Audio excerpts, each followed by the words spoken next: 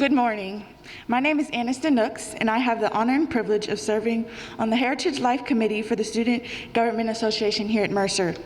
This means that I get to aid in the planning of exciting events such as Pilgrimage to Penfield, We Are Mercer, and Founders Day that uphold Mercer's long-standing traditions and which honor our rich heritage.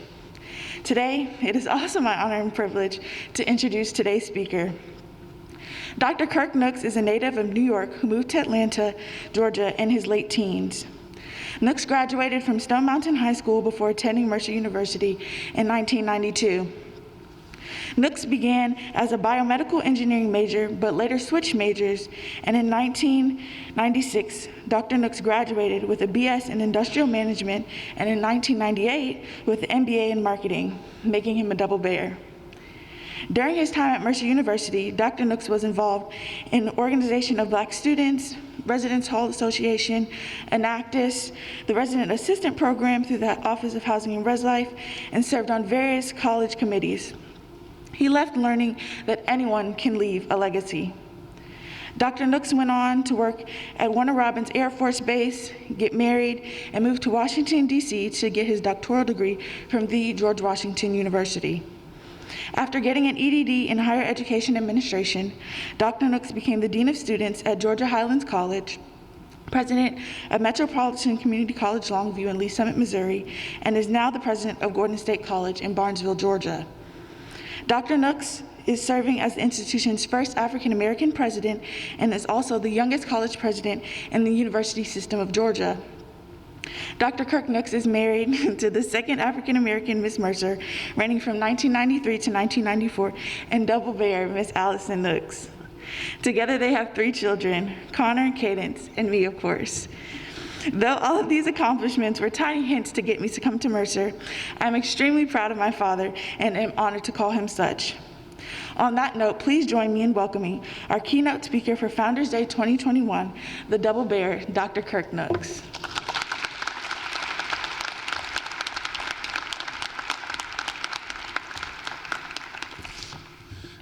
Thank you so much, baby girl. Thank you for that wonderful introduction. And thank you to all of you for coming out today to Founders Day. It's truly and indeed an honor and a privilege to stand here before you, not only as a double beer, not as the president of Gordon State College, but as Aniston's dad. Isn't that pretty cool? To Dr. Underwood, Dr. Pearson, the SGA leadership, all who had something to do with bringing me here today, who facilitated the invitation. Thank you for this opportunity.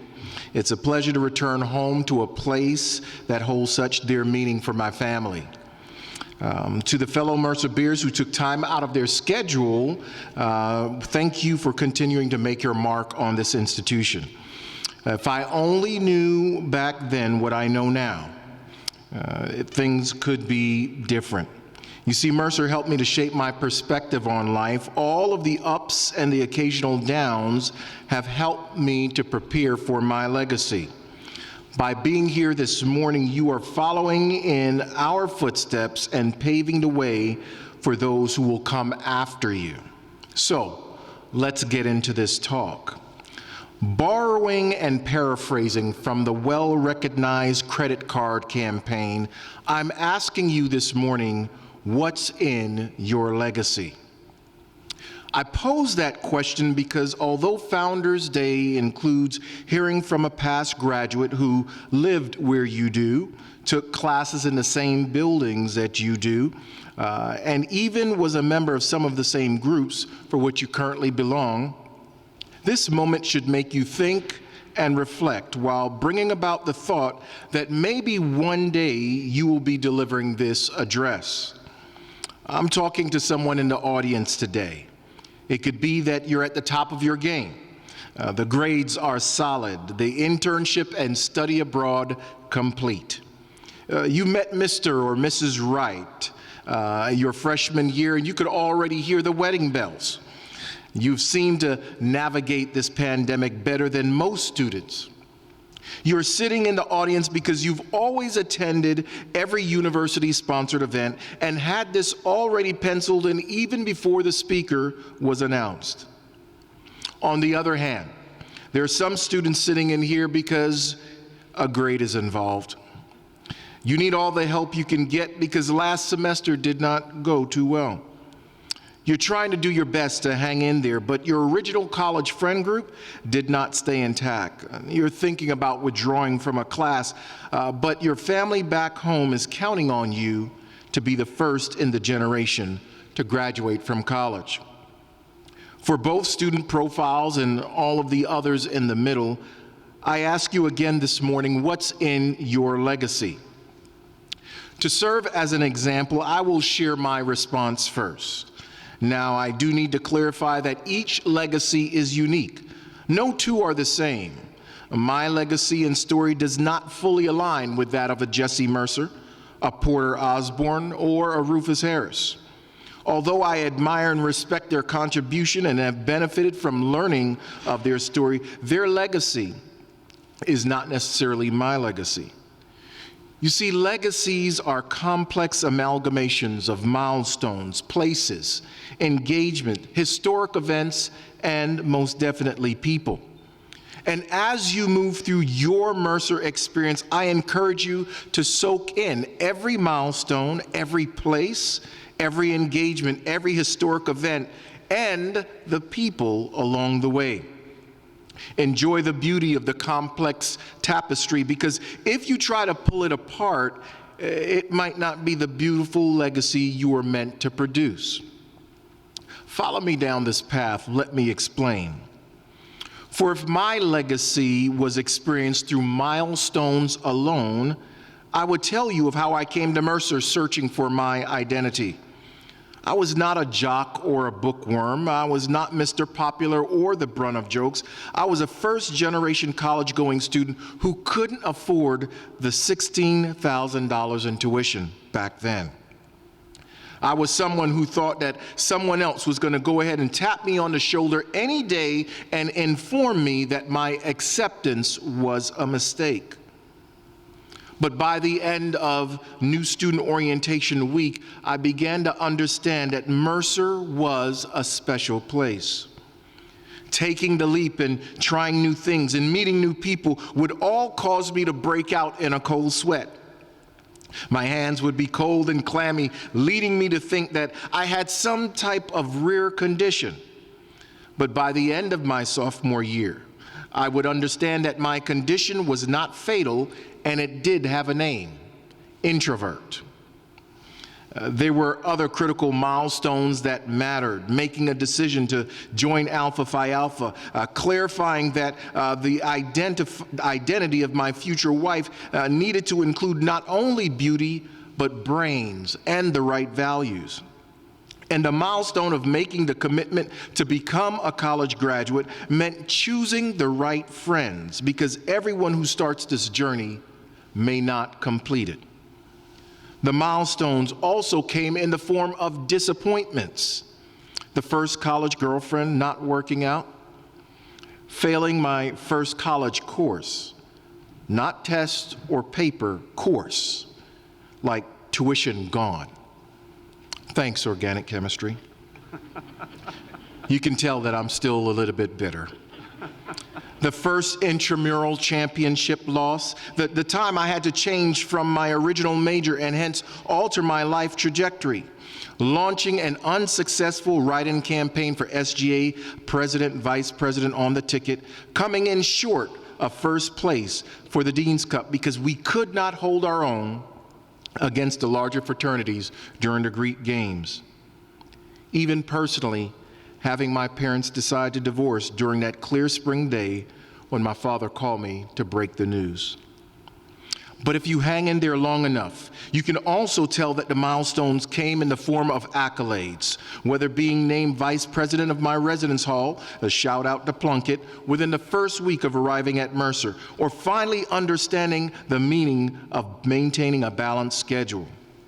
Or when I received the call that I would be named an RA during my sophomore year, or crossing the burning sands into Alphadom. Or then again, it could have been the feeling when our chapter did indeed win the Dean's Cup. Then we walked around campus holding that majestic trophy, not to be outdone by the time I received the coveted Secure 4-year service pin. You see, it also included being named the most outstanding graduate in my program and delivering the benediction during the baccalaureate service. Again, be sure that you soak in every moment, because sometimes you will not know what you're actually witnessing. Like when I watched Allison Nicole Taylor crowned Miss Mercer and tuned in when she competed at the Miss Georgia pageant on TV. While I supported her as a fellow Greek, little did I know I was watching my future wife. But that was if my legacy was only experienced through milestones alone.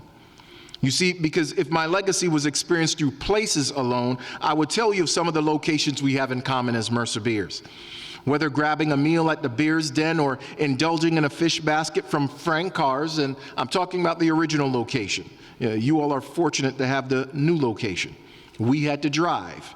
Even when the gas tank was on E, but I digress. I visited Coleman Hill on special occasions, even proposed to Allison in the gazebo.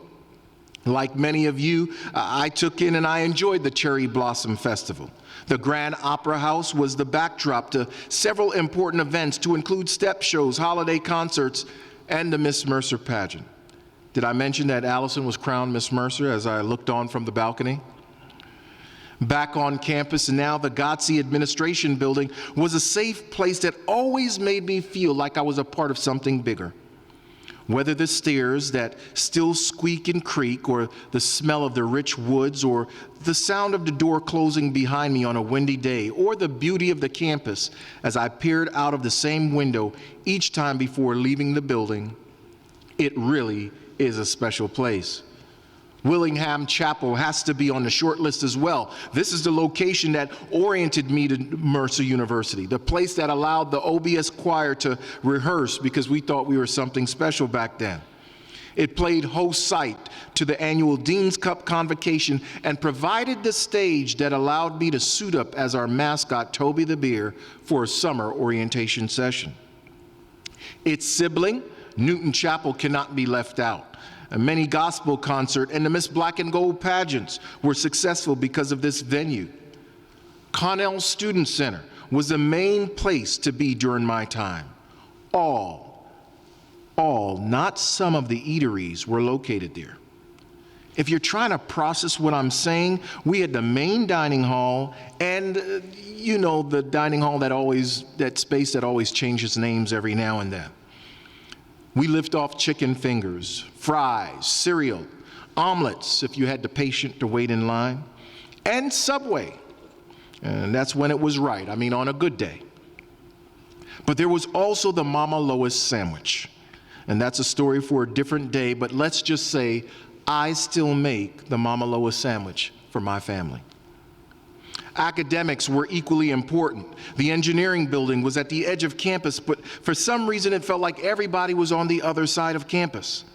But the quiet walk from Plunkett allowed me to encourage myself each morning.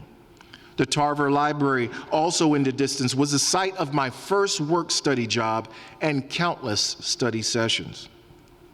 Plunkett Hall was my home for 3 out of my 4 years.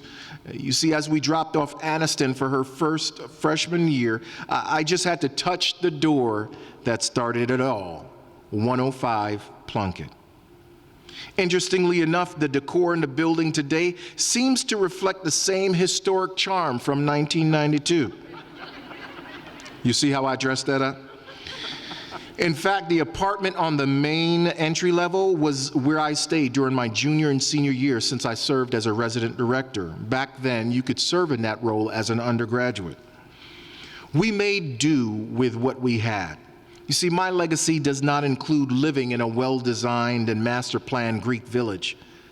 But it did include me advocating with other Greek organizations to convince university leadership that all Greek organizations should be represented in the village if we were all Bears. There was no University Center, Hawkins Arena, or Cruz Plaza, But instead, there was pickup games and massive workout sessions in Penfield. And our basketball games were the hit of the town, where they took place in that larger gym, which has since been torn down and is now a grassy open field. But that was if my legacy was experienced through places alone.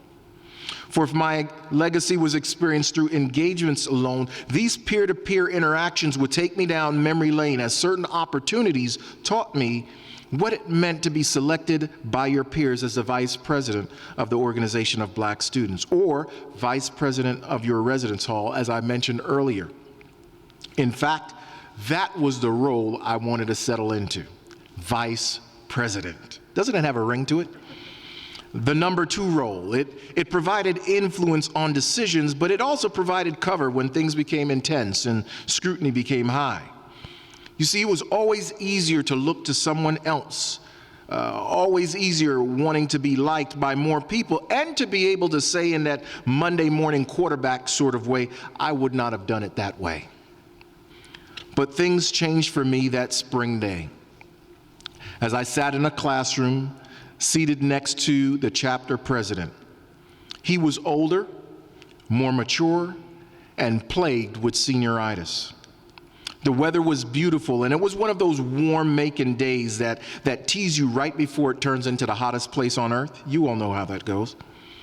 He gazed out of the window, being carried away by what could be if he just had more time. Then he tapped me, his vice president. I told you that was my role, right? And said, I quit. You need to take it from here, Mr. President. At that moment, it crystallized for me. Kirk, sometimes in life, you do not get to choose the opportunity to say what or when. As a Mercerian, you must always be ready to bear witness to your leadership contribution and your transformation. But that was if my legacy was experienced through engagements alone. For if my legacy was experienced through shared national and campus historical events alone, we would have certain types of shared legacy events. During my time at Mercer, I experienced watching a presidential election unfold like all of you. I came to Mercer following a summer of racial unrest linked to the senseless beating of Rodney King. But you all know this all too well due to the senseless killings of people like George Floyd, Breonna Taylor, and Ahmaud Arbery, just to name a few. Our fascination with celebrities back then is put to shame now, because all you have to do is pick up your phone and you can literally peer into the unfiltered life of any celebrity at any moment. But we were relegated to the daily newspaper and the evening news. That was until I was home one summer on break when O.J. Simpson decided to go on the now famous Bronco chase. But I was back at Mercer when I, along with countless students, huddled together at T's Corner when the not guilty verdict was rendered. The internet became a thing while I was in undergrad, and emails slowly began to take off. In fact, by the time I was applying for jobs as a senior, there was still a fair amount of paper resumes accepted and expected, because uploading an attachment took several minutes, not nanoseconds like today. I also experienced the most horrific aspects of the journey with the death of fellow students, much like I heard this morning. Whether trying to process who would want to take the life of 2 students who plan to spend some time under the stars at a nearby lake, or why the Almighty God would allow for one of our best and brightest African-American student leaders to fall ill and have his life cut short, we will not have the answers on this side of time. These were tough times. These historical events taught me that I was not invincible. Life is a gift. While you have this moment today, it is not guaranteed to you tomorrow. So stop the petty stuff. Tell others that you care about them. Demonstrate that you love them, and apologize when you have the opportunity. Even amidst this pandemic, make time to make the most of your Mercer experience. When the world is trying to convince you to focus on differences, never forget that we are Mercerians and we roar together. But that was if my legacy was experienced only through national and campus historical events alone. For if my legacy was experienced through people alone, it would be through Dr. Godsey and shaking his hand at the back door of his home as we filed through as freshmen. His wise counsel throughout my time here and even now as a sitting president. His taking the time to remember my name and giving Aniston her first Mercer teddy bear right after she was born, when he included a handwritten note encouraging us to, quote, bring her up in the Mercer spirit, end quote. Dr. Godsey, we did that. It would be through the life of the late Dr. Horace Fleming, the provost while I was here, who invited me and fellow students to his conference room to bounce ideas off of us while providing pizza, and who would go into his own pocket to help a young Allison Taylor travel home following her mother's death. He would also arrange for my account balance to be covered because I made a genuine mistake of dropping below full-time status in the final quarter of my senior year.